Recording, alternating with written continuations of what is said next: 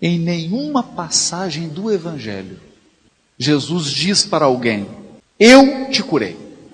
Ele sempre diz: a tua fé te salvou. E todos que se aproximavam dele, ele perguntava: o que queres que eu faça? Quando eu era jovem, uma passagem do Evangelho me intrigava. A passagem do cego que chega para Jesus e Jesus pergunta para ele: o que queres que eu faça? E eu achava que isso era sem sentido.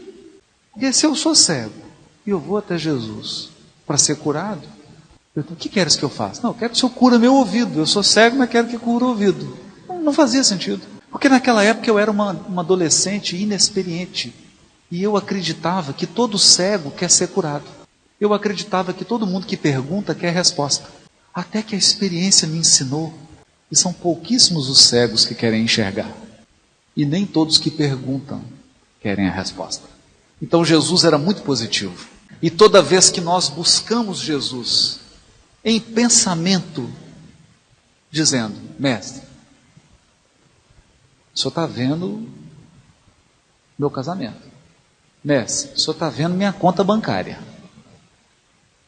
Mestre, o senhor está vendo minha família. O senhor está vendo a minha situação física. Há sempre uma voz silenciosa do governador espiritual do ódio: o que queres que eu faça? O que queres que eu faça? Por que me procuras? E se nós de fato desejamos a cura do Espírito, é preciso dar uma resposta satisfatória. O cego Bartimeu respondeu: Senhor, que eu veja. Eu quero ver. E se nós pedíssemos visão?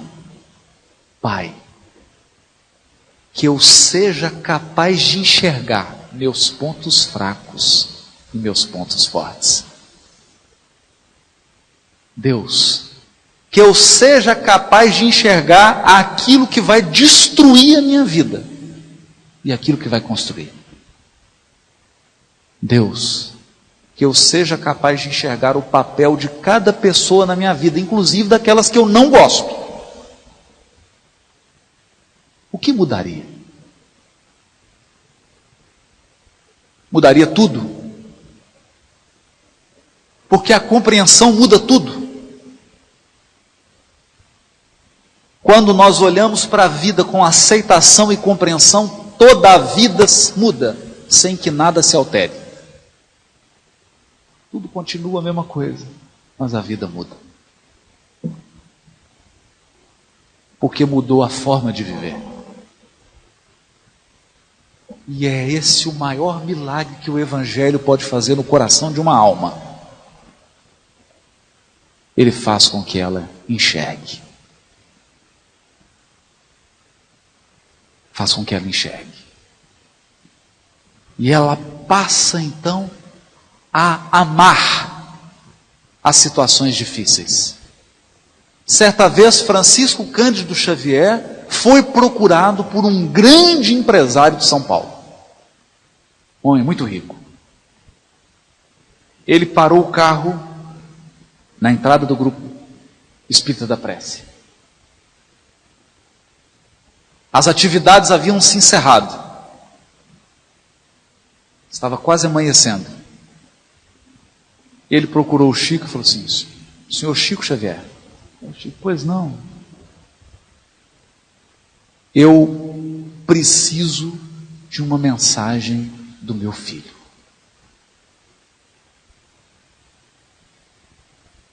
Meu filho desencarnou. E o Chico disse para ele: meu irmão, o telefone só toca de lá para cá. Não sou eu que tenho controle sobre quem se manifesta. Eu apenas atendo às chamadas. O homem enfiou a mão no bolso do terno, tirou um talão de cheque e disse para o Chico: você não está entendendo o que eu estou dizendo. Abriu o talão de cheque e uma caneta e disse assim: quanto custa uma mensagem do meu filho?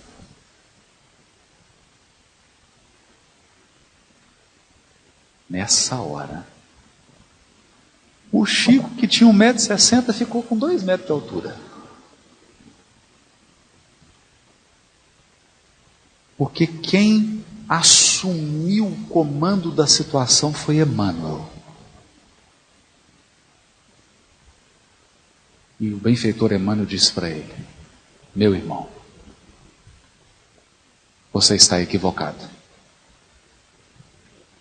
O seu primeiro filho morreu, desencarnou, porque você viciou ele, dando todas as facilidades. Nunca ensinou ao seu primeiro filho a disciplina. Nunca o ensinou o amor ao trabalho. Você nunca educou o seu filho para administrar os seus bens. E ele suicidou-se numa motocicleta. Então você, não contente, viciou seu segundo filho. E agora está movendo um processo contra esse motorista de caminhão, sabendo que a culpa do acidente foi do seu filho, que estava alcoolizado, por excesso de dinheiro, excesso de facilidade que você colocou nas mãos dele, e não foi capaz de educar. E agora você chega aqui, achando que o seu dinheiro pode comprar tudo, e querendo novamente viciar os corações com o seu dinheiro. Mas isso não será possível aqui. O homem colocou o talão de cheque no bolso do terno. Entrou no seu carro importado e foi embora. Vamos pensar nisso. Um pai que tinha todos os recursos para educar os seus 2 filhos. E por conta do mau uso dos recursos, falhou na sua missão de pai. E foi o responsável pela morte dos 2 filhos. E se ele tivesse pedido ao mestre: Senhor, eu veja, o que teria feito ele? Teria educado, teria afeiçoado o coração dos filhos ao trabalho, teria ensinado aos filhos o valor da disciplina, teria ensinado ao filho o valor de cada centavo ganho, teria ensinado aos filhos a responsabilidade de administrar um patrimônio vultoso. E quem sabe, esses filhos estariam entre nós, transformando aquela riqueza em prosperidade para a comunidade onde eles estivessem vivendo.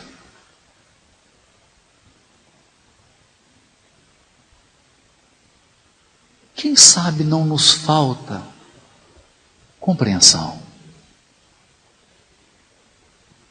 Compreensão de que nós temos todos os recursos, todos, indispensáveis para cumprir os propósitos nessa atual encarnação. Os espíritos não se cansam de dizer: o que nós precisarmos será concedido. Eles não disseram o que nós desejarmos. E na oração do Pai Nosso, Jesus disse: qual o filho que, pedindo para o pai um pão, ele lhe dará uma serpente?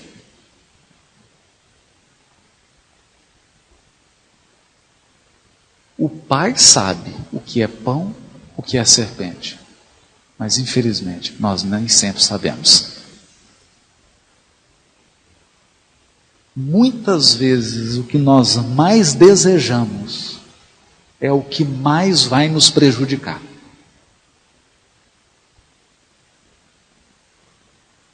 E toda porta que nós arrombamos é exatamente a porta onde vem a maior dose de infelicidade para a nossa vida.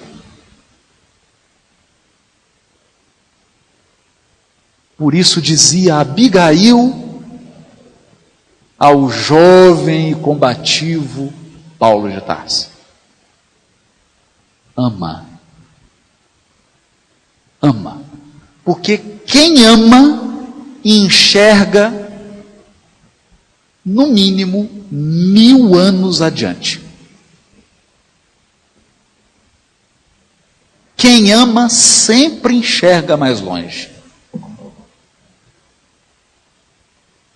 Porque quem ama é capaz de ver sementes.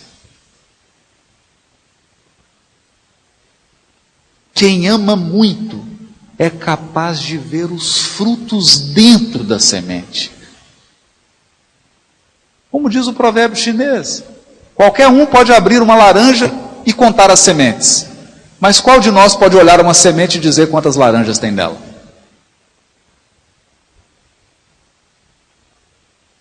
Nós não sabemos.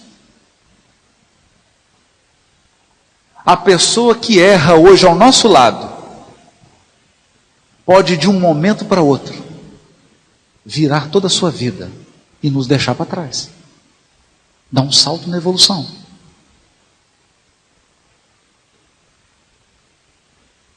Quem ama, vê. E diz Abigail: espera. Espera. Deus é sempre o último a falar. Deus é sempre o último a se manifestar, porque quando Ele se manifesta, está resolvido. É preciso esperar. Porque o Criador nunca colhe frutos verdes. Há sempre o momento exato de agir. Espera. E quem aprendeu a virtude da paciência, sabe guardar o coração em paz. Terceiro conselho de Abigail: trabalha. Eu me lembro que era muito jovem e conheci um grande espírita em Minas Gerais, o senhor Leão Zalho. Ele era um médium de cura extraordinário. A pessoa chegava com um corte, ele começava a dar um passe, a cicatriz fechava. E um dia ele parou de atender. Aí eles perguntaram para ele: senhor Leão, por que o senhor parou de dar os passes? Ele falou assim: agora já tem dermatologista, não precisa de mim. E um dia, eu fui consultá-lo sobre um problema. Ele olhou nos meus olhos e disse assim: meu filho, não existe nada difícil na vida. Não existe nada difícil, só existe coisa trabalhosa.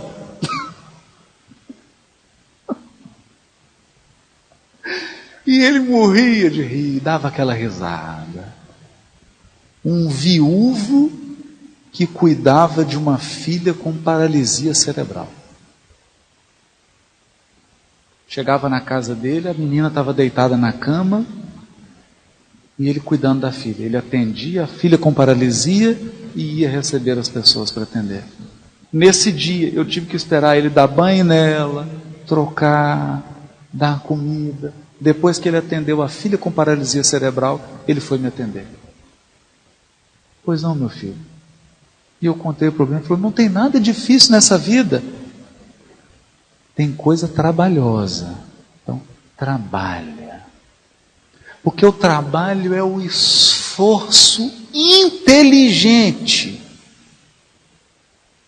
Esforço inteligente. Não basta fazer esforço.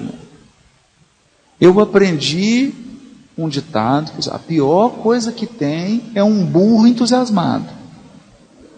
Porque ele está entusiasmado, mas ele continua burro.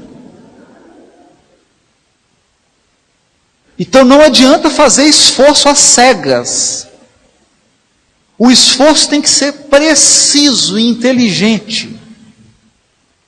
E Emmanuel diz: o tempo não respeita as obras que foram construídas sem o seu concurso. O tempo não respeita. O tempo só respeita aquilo que foi feito com a ajuda dele. Então, tudo que vale a pena é trabalhoso e leva tempo. Então o conselho era: ama, trabalha, espera, ama, trabalha, espera, perdoa. Aqui nós temos que aprender uma lição com Jesus. Se você não quer perdoar, se você não quer perdoar de jeito nenhum, siga o exemplo de Robinson Crusoe. Vá para uma ilha deserta.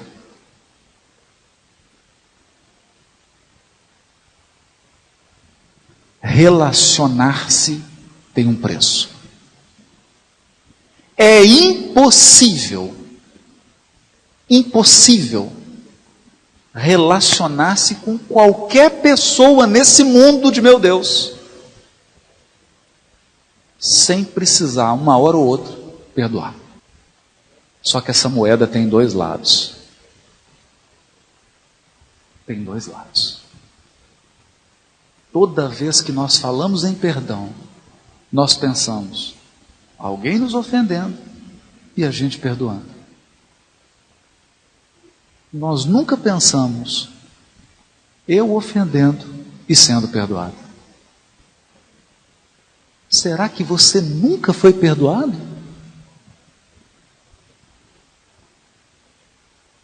Não vale essa pergunta para os anjos que estão aqui presentes.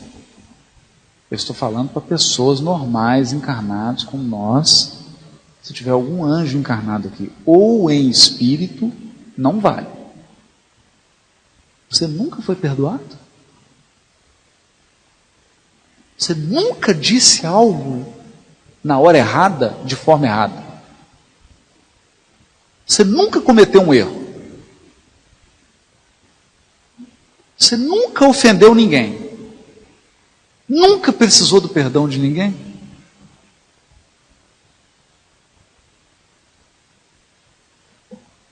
Se você está dizendo que nunca precisou ser perdoado, vamos ter que passar seu caso por uma inspeção. Aí vão conversar com a sua esposa, com o seu marido, com a sua sogra, com seus familiares, com as pessoas que trabalham com você. Ninguém vive sem perdão. Ninguém. Se você tem um filho, é impossível estabelecer um relacionamento com o filho sem perdão. É impossível ter um relacionamento afetivo sem perdão. É impossível trabalhar numa casa espírita sem perdão.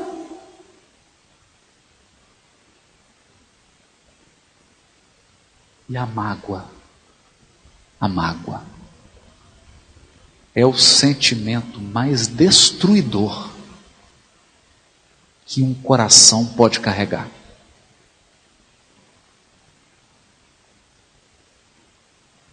A mágoa, às vezes, é tão destruidora que ela gera, inclusive, o câncer. Porque a mágoa é um sentimento tão profundo que ela altera o processo de multiplicação das células.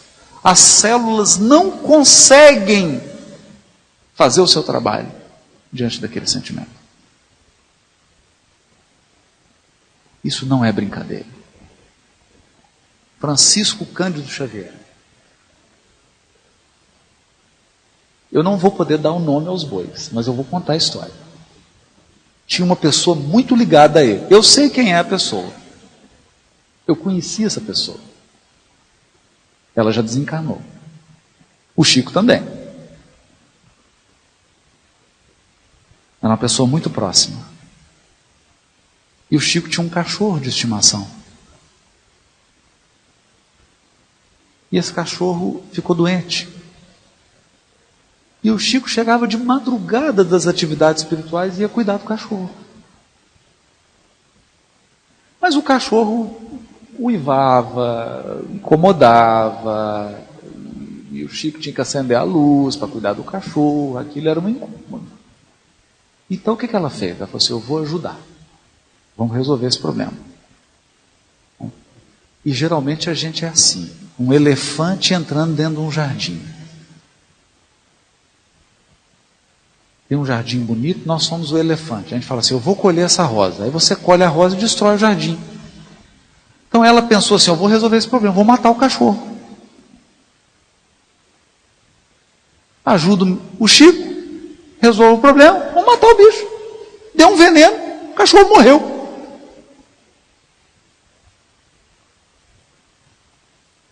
Quando o Chico viu o cachorro, falou, mas o que foi isso? Para te ajudar.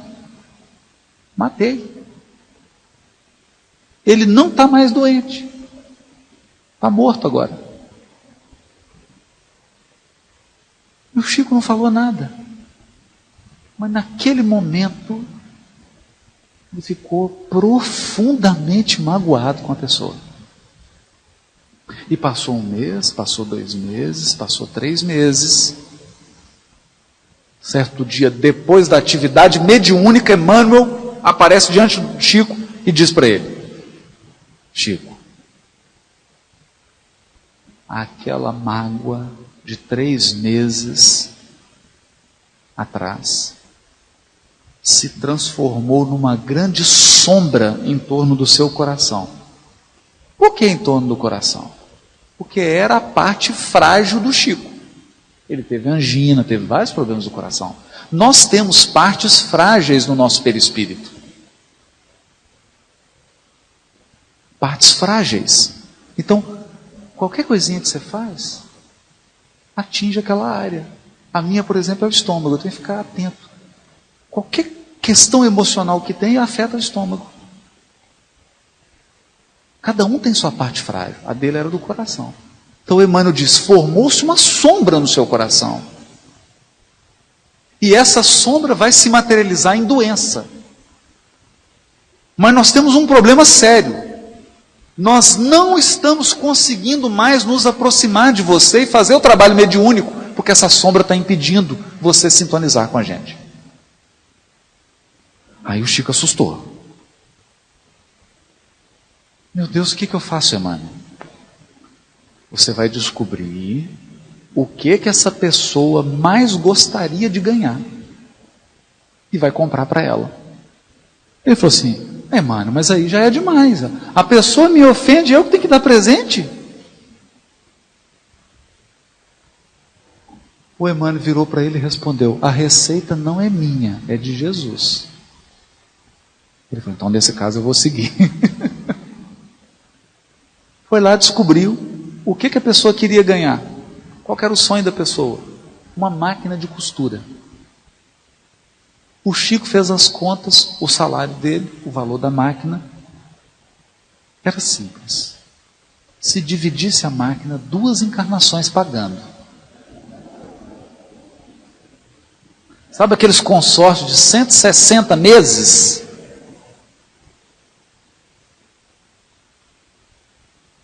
Ele comprou a máquina. Deve ter pago até o último dia da encarnação dele. Quando ele entregou a máquina para a pessoa, diz ele que um clarão de luz saiu do peito dessa pessoa, atingiu o peito dele e toda a sombra foi removida. A força do perdão. a força da gratidão. Nesse momento, o Emmanuel apareceu e disse para ele: agora sim, Chico, você experimentou o poder do perdão.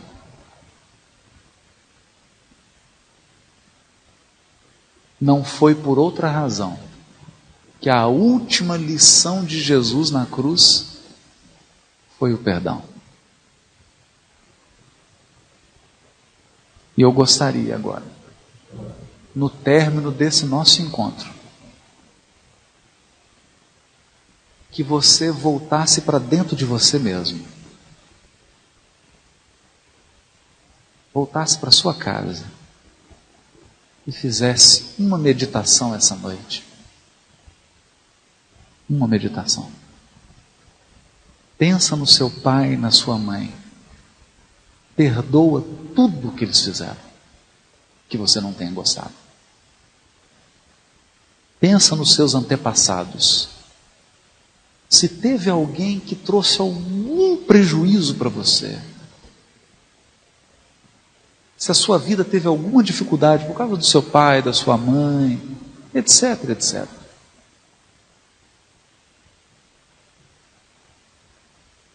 Diga assim: está perdoado.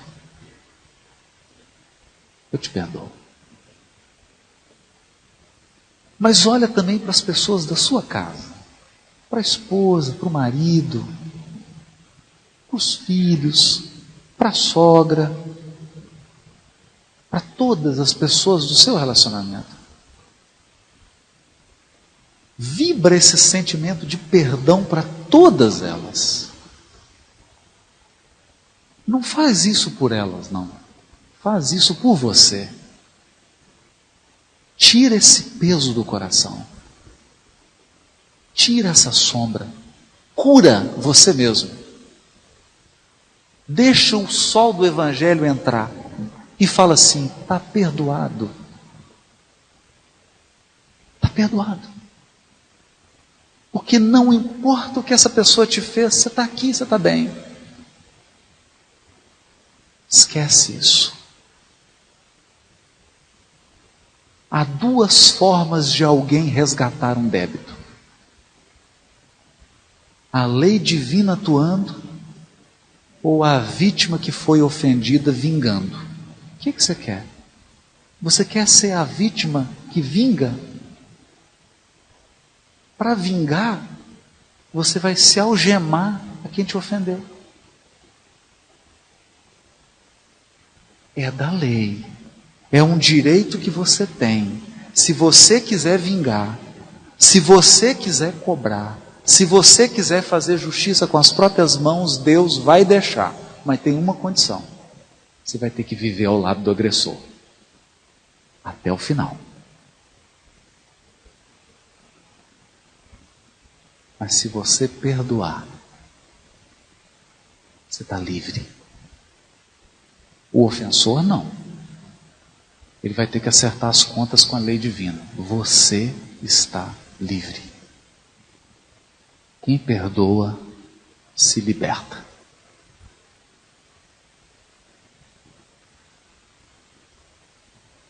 Então, se você esqueceu tudo que você ouviu nessa noite,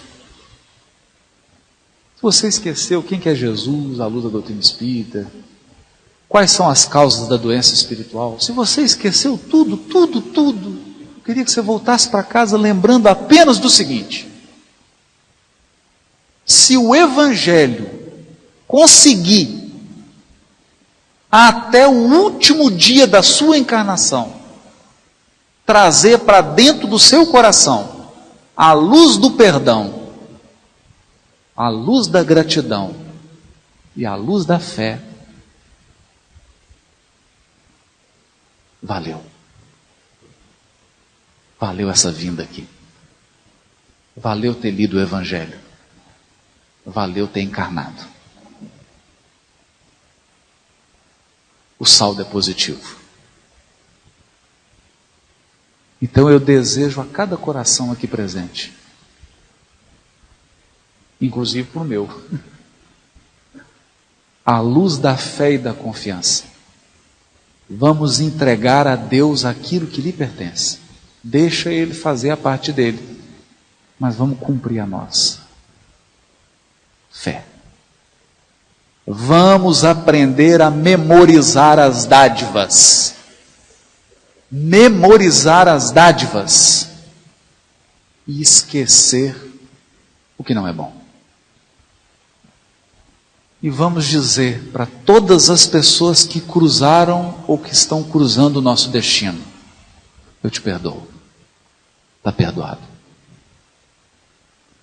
E que o sol da imortalidade possa aquecer o coração de todos nós.